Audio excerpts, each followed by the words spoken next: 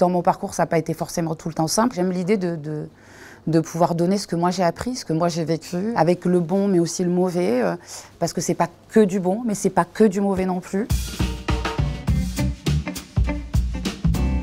Coucou, c'est Chimène Badi. Cette année, j'ai l'immense honneur d'être la marraine de la 8e édition du tremplin musical, le concours musical Action Logement.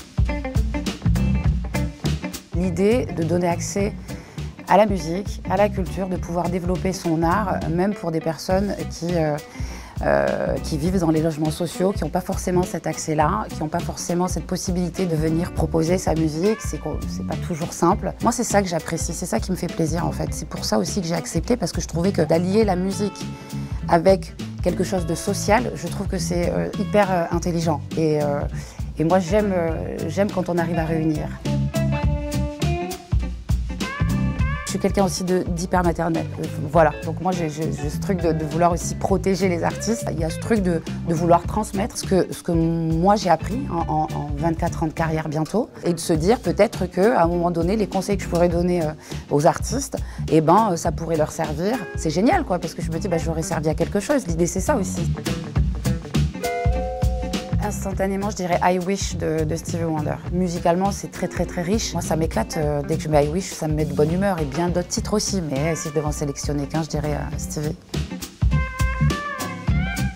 Figure-toi que les musiques qui me rendent un peu nostalgique, tu vas trouver ça peut-être drôle, mais c'est les chansons de dessins animés qui me rappellent mon enfance, qui me rappellent mon insouciance. Donc ouais, je sais pas, je dirais un générique de dessin animé, Ulysse, ou alors peut-être Princesse Sarah, ou des trucs comme ça. C'est difficile pour moi de faire un choix, en le sens où il y a aussi des chansons inédites qui ont une part hyper importante dans mon existence au jour d'aujourd'hui. Il y a aussi des chansons que j'ai reprises d'artistes qui m'ont donné envie de faire de la musique. Mais si je devais faire un choix dans les chansons, dans les reprises, je dirais peut-être celle de Michael Jackson, Man in the Mirror. Et si je devais parler de mes chansons inédites, je dirais Au nom de qui. Je vais passer par Piaf et je dirais non, je ne regrette rien. C'est vraiment elle qui a fait que je suis tombée amoureuse de la chanson française, comme je le dis très souvent, et qui m'a permis de découvrir d'autres artistes de la chanson française.